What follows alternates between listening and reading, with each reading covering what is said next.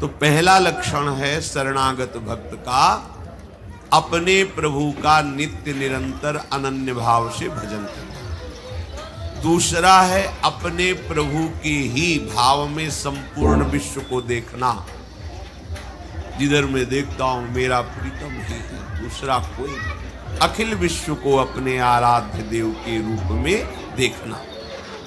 तीसरा है मैं जितने भी कर्म हो रहे हैं देख रहा हूं, इनमें मैं कहीं करता नहीं हूं, मैं एक यंत्र हूं, मेरे प्रभु मेरे हृदय में बैठ करके करा रहे हैं। चौथा, मेरे प्रीतम से बढ़कर त्रिभुवन में कोई वस्तु, व्यक्ति, स्थान, पद, प्रतिष्ठा नहीं है। इसकी भी व्याख्या होती है। इसकी पहचान तभी होगी जब आपको कोई वस्तु, व्यक्ति, स्थान मिले और प्रभु का भजन न छूटे तो समझो कि प्रभु सर्वश्रेष्ठ हुए। अगर भजन छूट गया, प्रभु की स्मृति छूट गई और उस वस्तु, उस व्यक्ति, उस पदार्थ, घटना में आप आसक्त हो गए तो प्रभु छोटे हो गए, वो बड़ी हो गई। प्रभु से बढ़कर कुछ न मानना। पांचवा, हर समय प्रभु मेरे साथ हैं, ये दृढ़ विश्वास रखना। दृढ़ विश्वास और हैं, बिल्कुल पक्की बात समझ लो, प्रतिपल है। जीवन में सहस्त्रों बार ऐसा प्रभु ने अनुभव कराया है। रूप कोई भी हो, होते वही हैं। इतना प्यार, इतना दुलार कि अगर 1 मिनट विलंब हो जाता तो घटना घट जाती। हजारों बार देखा उनका प्यार, उनका दुलार। वो उनको कहीं आना जाना नहीं, जहां आप हैं वहीं वो हैं। दृढ़ विश्वास होना चाहिए। देखो, दृढ़ विश्वास में ही भगवान का अवतार हो जाता है। तलवार लिए हुए भयंकर शक्तिवान हिरण्यकश्यप प्रहलाद जी को खंभे में बांध देता है। कहां है तेरा भगवान? हरि हरि ऐसा बोलता है। अब देखूं कहां है तेरा हरि, तुझे कैसे बचाएगा? 5 वर्ष के बालक प्रहलाद जी हैं। उन्होंने कहा कि मेरा हरि इस खड्ग में भी है जो तुम जिससे मारना चाहते हो, तुम में भी है। ये जो बल विक्रम तुम्हारा प्रकट हो रहा है मेरे हरि से ही हो रहा है। जिस खंभे में बांधे हो इसमें भी हरि हैं। अच्छा, इस खंभे में हरि हैं। एक घूंसे का प्रहार, महान बलशाली।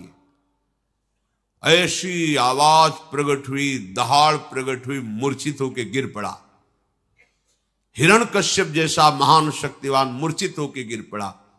भरी सभा में उस खंभे से भगवान का ऐसा रूप जो न कहीं देखा गया था, न सुना गया था, न पढ़ा गया था। नरसिंहावतार। त्रिभुवन कांप गया भगवान की दहाड़ से। किसी की सामर्थ्य नहीं थी कि उनकी दृष्टि में दृष्टि मिला सके। फाड़ के फेंक दिया ऐसे वरदानी तपस्वी महान बलशाली हिरण्यकश्यप को। ये विश्वास, मेरे भगवान जहां मैं हूं यही हैं, उनके द्वारा मैं पूर्ण सुरक्षित हूं। दृढ़ विश्वास। ये विश्वास बड़ी कृपा से आता है। कभी कभी ऐसी घटना होती कि लगता है कि भगवान नहीं है, अगर होते तो ऐसा कैसे हो सकता है।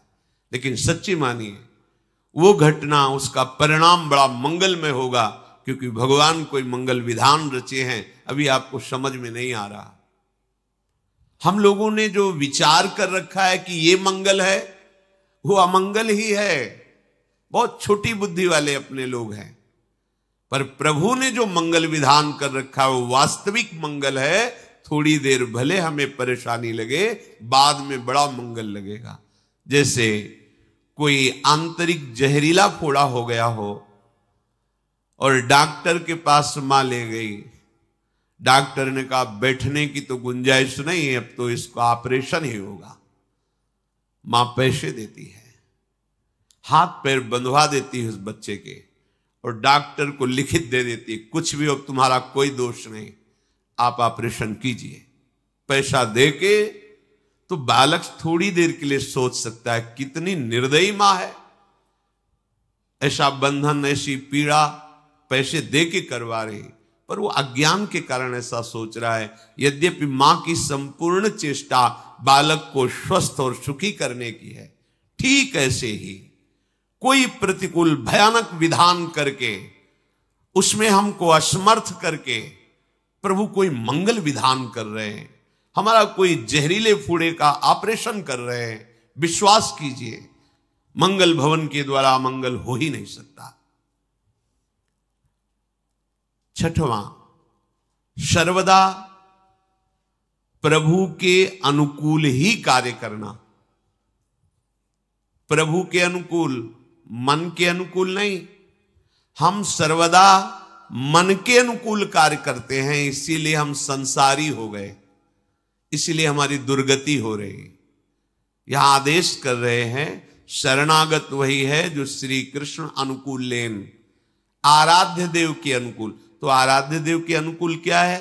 तस्मात् शास्त्रम प्रमाणम ते कार्याकार्यो व्यवस्थित। क्या करना चाहिए, क्या नहीं करना चाहिए, इसकी व्यवस्था शास्त्रों में भगवान ने कही।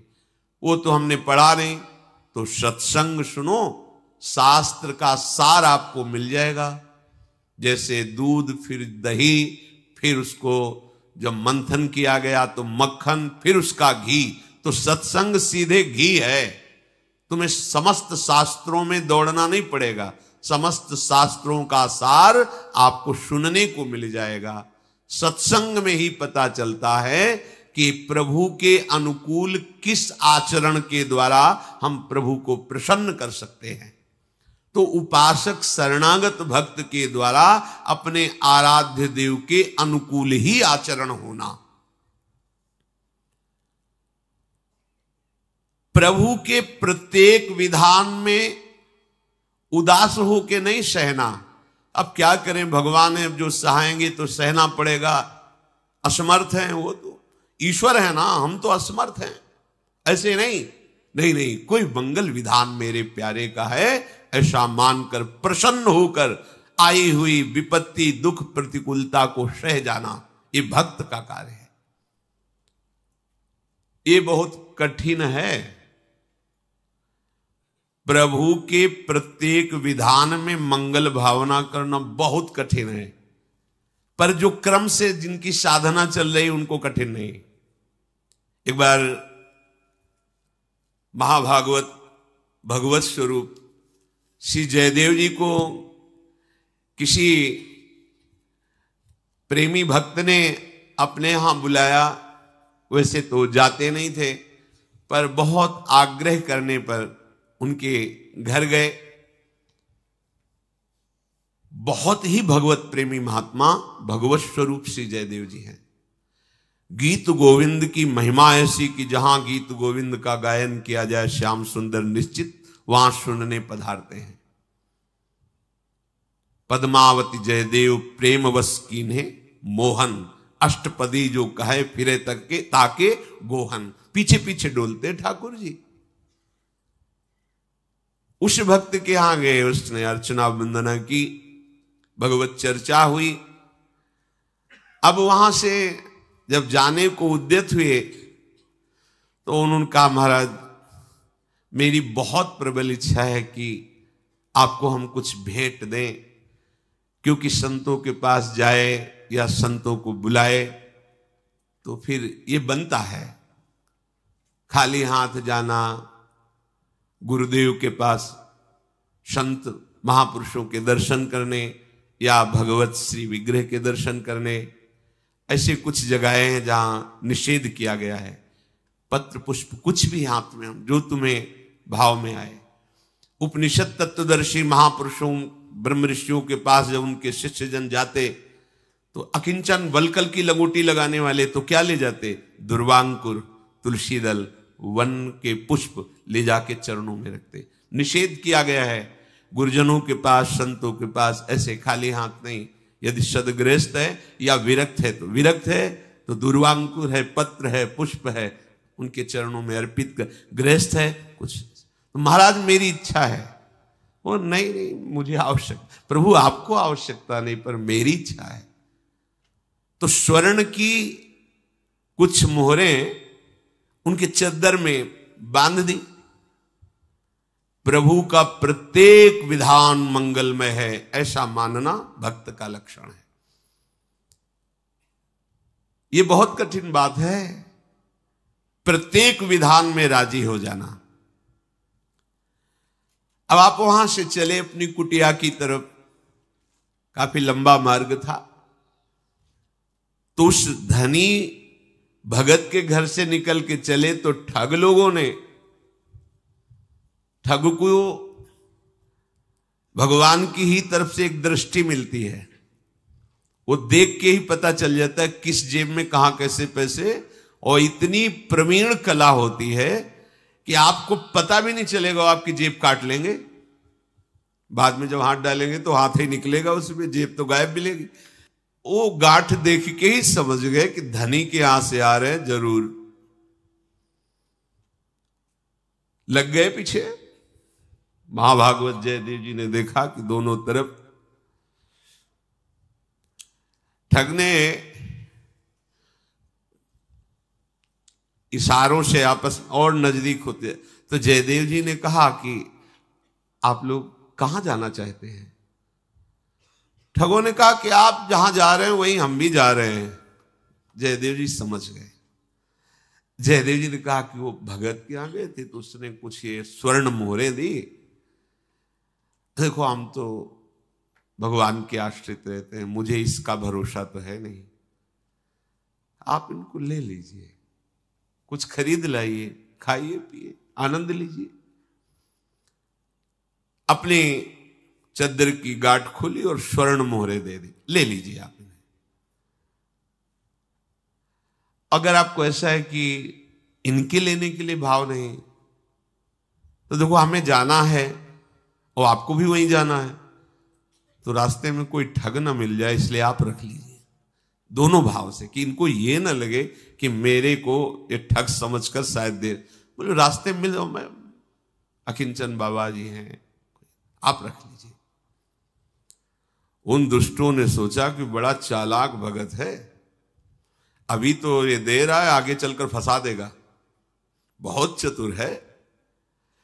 देखो बिना मांगे ही हमको दे दिए, इसमें बड़ा रहस्य। कपटी मन कपट ही सोचता है, कपट वाले हृदय में कपट ही चाल रहती, उनको सीधे सरल भागवतिक शब्द भी कपट भरे दिखाई देते। ऐसे महाभागवत के प्रति भी उनका भाव है, बड़ा चालाक है, बिना प्रयास के अपने आप धन दे दिया। इसका मतलब सीधा साधा नहीं है, कोई षड्यंत्र रचेगा, आगे किसी न किसी को लगा के हमें फिर मरवाएगा। बोले चलने दो, इशारे से कहा चलने दो, आगे और जंगल है, इसका हिसाब कर देते हैं। ये अर्थ बड़ा अनर्थ का रूप है, यदि से भगवत भाव में न लिया जाए तो 15 दोष पैदा हो जाते हैं। जिस रुपए के लिए सब पागल हो रहे हैं ना, अगर इसे भगवान को समर्पित करके भगवत भाव में न लिया जाए तो ये 15 दोष जीवन में निश्चित ले आएगा।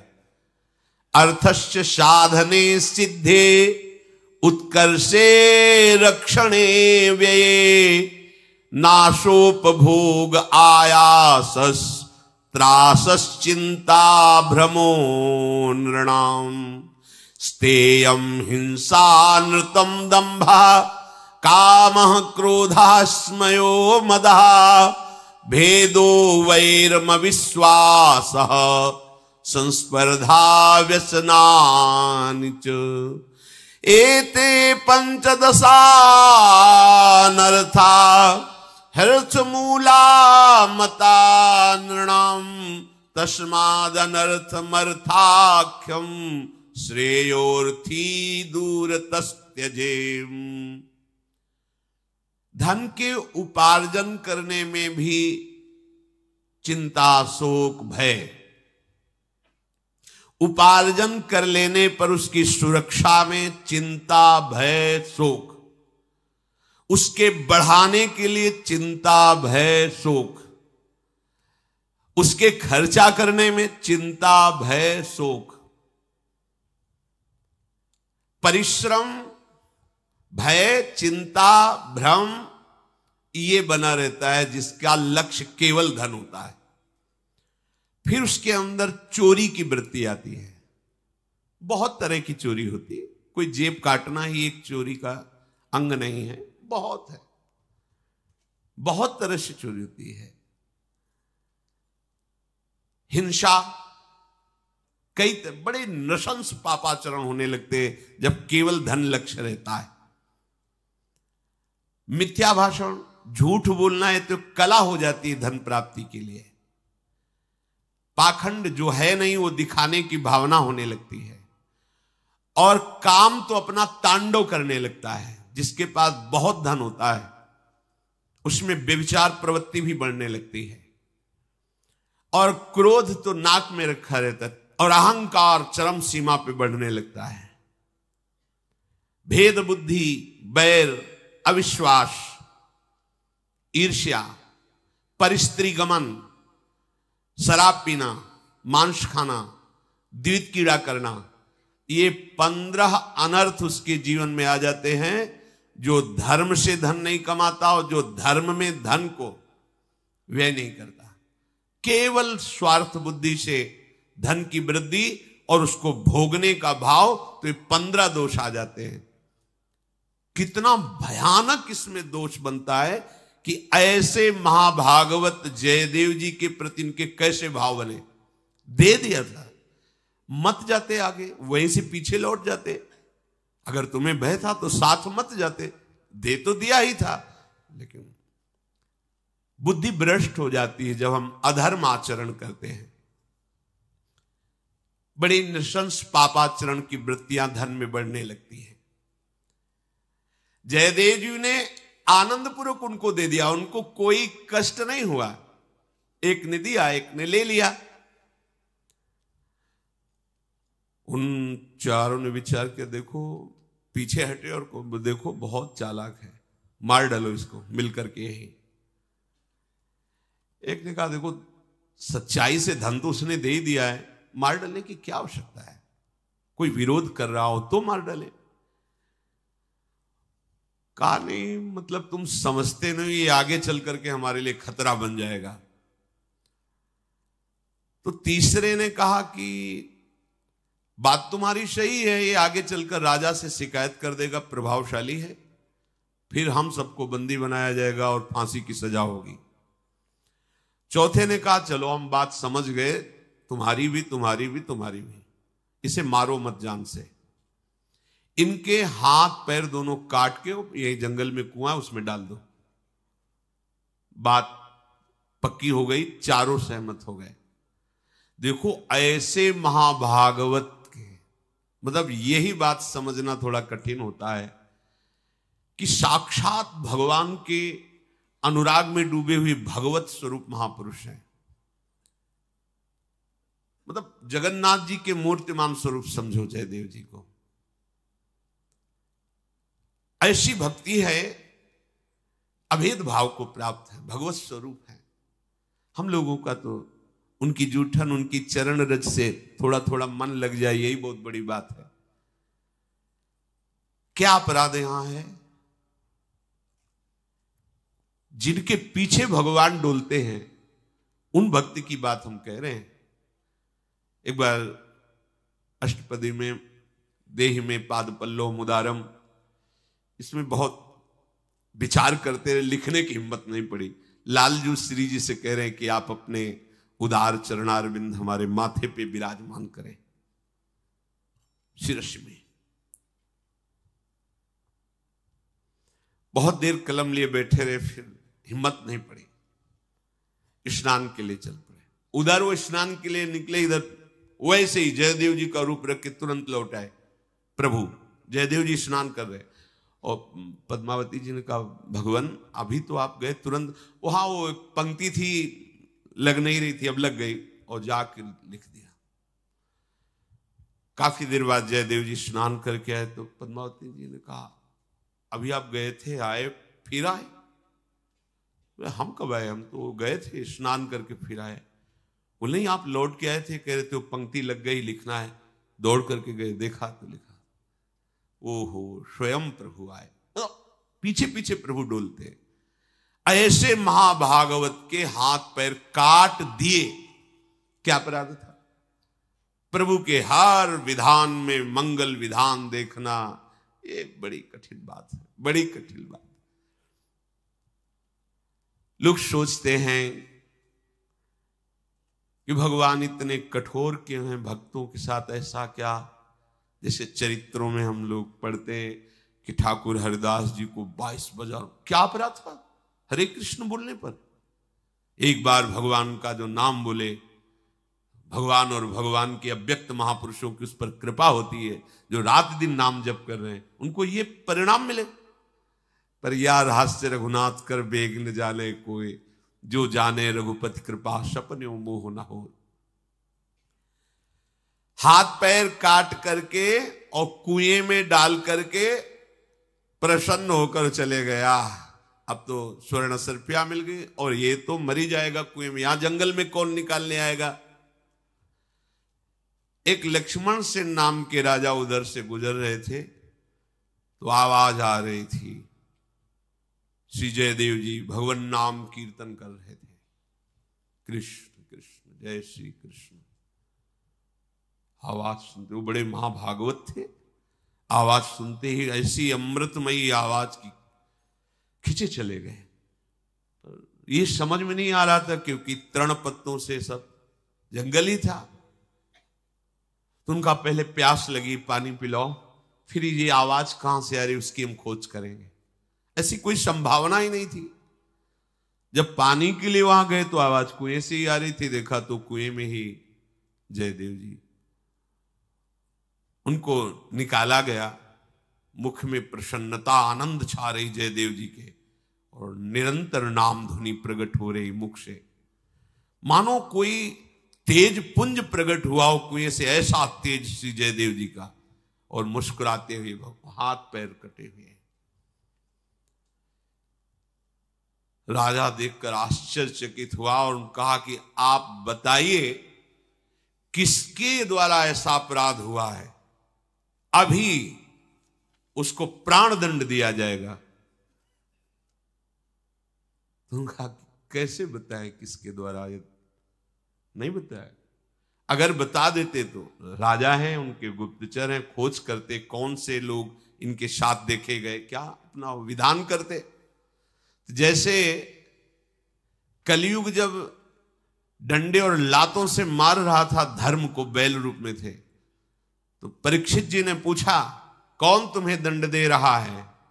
तो उनका नवयम क्लेश बीजानि यतः स्युः पुरुषर्षभ पुरुषम तम बीजानीमो वाक्य भेद विमोहिता केचिद विकल्प वसना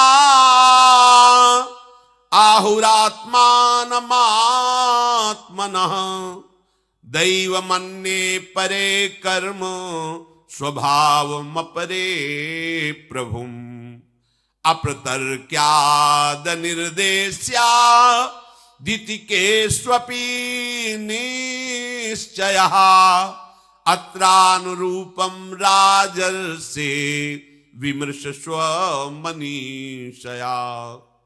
धर्म ने कहा राजन, मैं निर्णय नहीं कर पा रहा हूं कि कौन मुझे दंड दे रहा है। ये जो क्लेश मिलता है, जो दंड मिलता है, इसका निर्णय नहीं किया जा सकता, क्योंकि जो कभी द्वैत स्वीकार ही नहीं करते, दूसरा है ही नहीं। मानो ब्रह्म ज्ञानी, ब्रह्म के सिवा दूसरा, वो ब्रह्म मैं हूं, तो अब उनके शरीर को जो पीड़ा पहुंचा रहा है कौन है? कौन है दूसरा? दूसरा ही नहीं। जैसे अपनी जबान अपनी दांत से कट जाए तो किसको दोष देंगे, किस पर रिपोर्ट करेंगे? जो द्वैत स्वीकार ही नहीं करते तो वो दुख को भ्रम जानते हैं। कौन दुख? कैसा दुख? किसका दुख? कौन पीट रहा है? एक ही स्वरूप तो है। ये बड़ी ऊंची बात है। कुछ लोग ऐसे हैं जो प्रारब्ध को कहते कि प्रारब्ध था तो ऐसा दुख आ गया। कोई कहता है स्वभाव के कारण, कोई कहता है इनके कर्म थे, कोई कहता है ईश्वर का विधान था। ये सब बड़ी बातें सुनी जाती हैं, इसलिए आप ही निर्णय कर लो कि कौन दुख दे रहा है। मतलब धर्म कहता है अपने दुख देने वाले को भी हमें नहीं बताना है। बड़ा विचित्र धर्म का स्वरूप है। राजर्षि, अब तुम राजा हो, खुद अपनी बुद्धि से जांच लो कि कौन मुझे दुख दे रहा है।